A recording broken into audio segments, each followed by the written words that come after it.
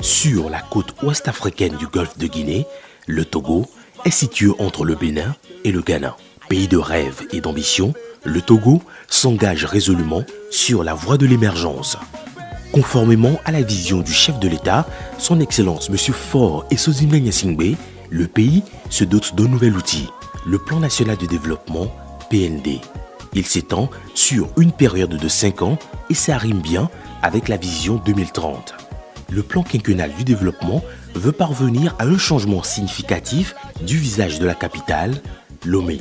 Il est question de passer à une modernisation réussie du pays. Et les différents axes du PND, nouveau cadre d'intervention des politiques publiques au Togo, sont taillés à la mesure de l'ambition. Transformer structurellement l'économie pour une croissance forte, durable, résiliente, inclusive et créatrice d'emplois décents d'ici à 2022.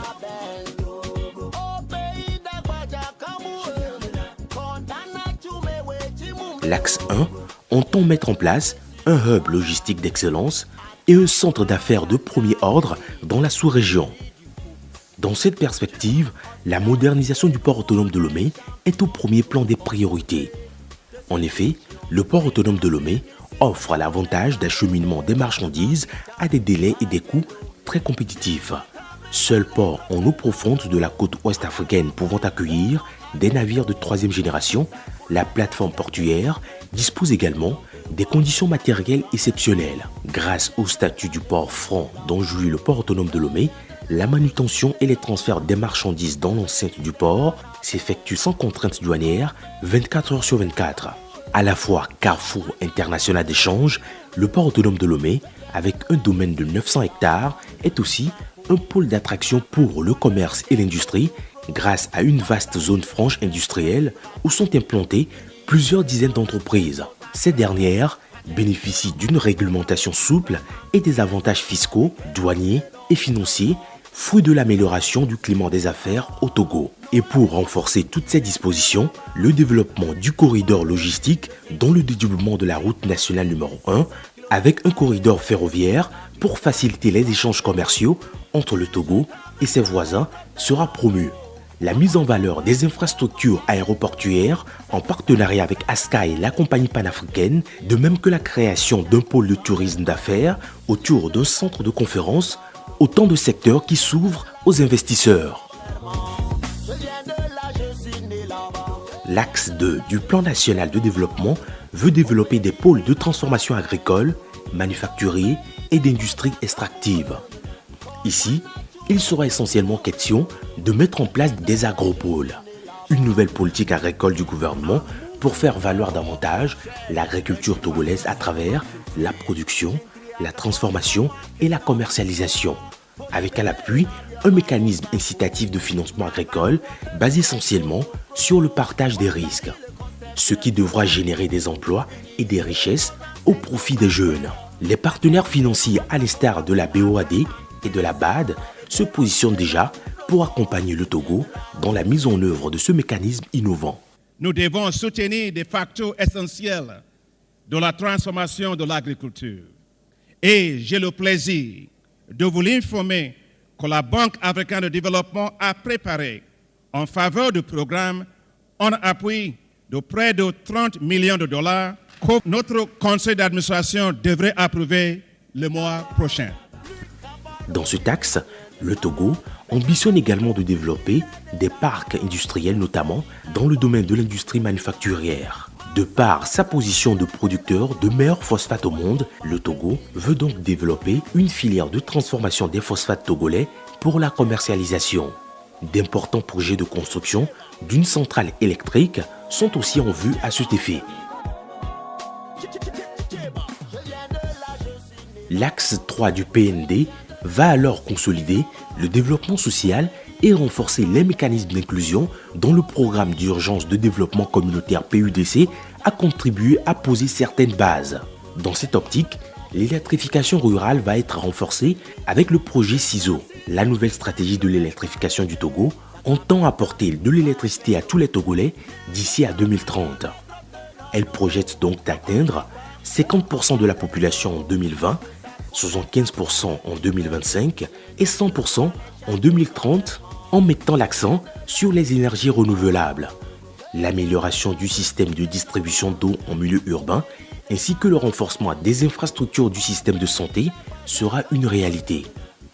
Aussi, le School Assure est cet autre projet dont l'objectif est d'assurer une couverture santé à plus de 2 millions d'écoliers et d'élèves des établissements publics. Il s'ajoute à d'autres mesures, notamment la cantine scolaire pour améliorer le taux de scolarité et de réussite des apprenants.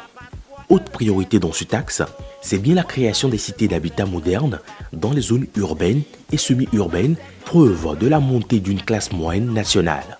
Le plan national de développement veut donc stimuler la croissance qui doit s'accélérer à partir de 2019 pour s'établir à 7,6% en 2022. Vision confortée par la politique des réformes du chef de l'État conduite par le gouvernement ces dernières années à travers la mise en œuvre de la SCAP, stratégie de croissance accélérée pour la promotion de l'emploi. Ce qui nous semble important, c'est évidemment l'amélioration du climat d'affaires, qui est une condition sine qua non pour qu'on puisse réussir de manière collective ce plan, qui est un plan ambitieux et qui est un plan cohérent, parce que je dirais que c'est, pour une fois, on a vraiment mis le secteur privé au cœur du plan. Le Togo a vécu une belle histoire, une belle réussite économique. On est aujourd'hui dans une logique où on aimerait qu'on fasse beaucoup mieux que ça. Mais pour faire beaucoup mieux que ça, il y a des changements avec le secteur privé au cœur de ce changement. L'on peut donc compter sur les acquis des réformes et des mécanismes de bonne gouvernance qui ont permis non seulement de rendre le Togo plus attractif aux yeux des partenaires techniques et financiers, mais aussi d'inciter les investisseurs nationaux et internationaux à miser sur le Togo. En effet, beaucoup d'efforts ont été faits ces dernières années pour améliorer l'environnement des affaires au Togo. Les formalités de création d'entreprises ont été allégées, les coûts ainsi que les délais significativement réduits.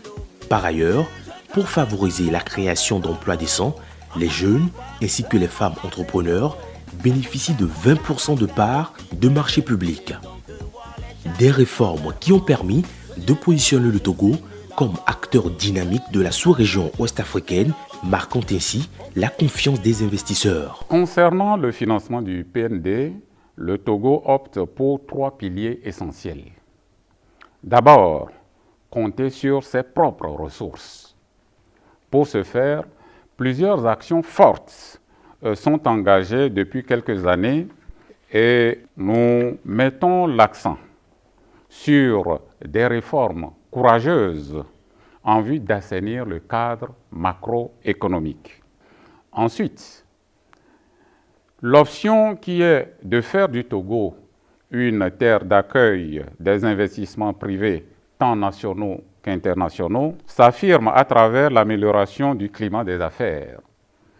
Il est évident que le partenaire clé pour le financement du PND est le secteur privé, dont on attend une contribution à hauteur de 64,9%, presque 65% du coût global de la mise en œuvre du PND, le coût global estimé à 4 622,2 milliards de francs CFA, soit environ 8 481,917 millions de dollars US. Enfin, l'appui des partenaires bilatéraux et multilatéraux reste une piste à explorer dans le cadre du programme d'action d'Addis Abeba, issu de la 3e conférence internationale sur le financement du développement durable. Tout est joli, tout est beau à Lomé. Lomé tient le cap, bien résolu à gagner un pari, celui de devenir l'une des principales plateformes des services financiers en Afrique de l'Ouest.